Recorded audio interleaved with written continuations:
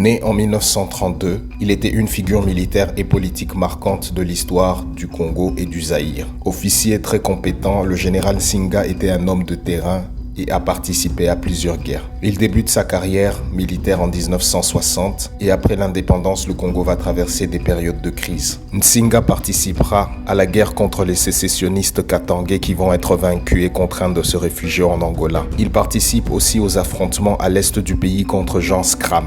Mobutu prend le pouvoir en 1965 et Nsinga est nommé attaché militaire à l'ambassade de Rome en 1969, puis ambassadeur du Zaïre en Ouganda.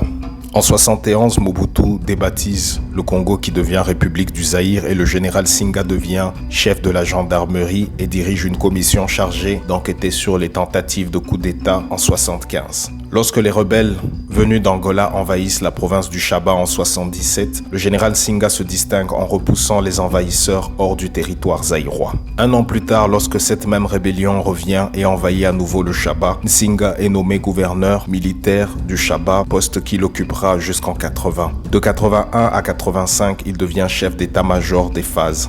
En 97, le régime de Mobutu s'effondre face à l'avancée de la rébellion de Laurent Kabila. Le général Singa décède en 2001 à Kinshasa et reste une figure emblématique de l'histoire militaire et politique du Congo, ayant occupé des postes clés et participé activement aux événements majeurs qui ont façonné le pays.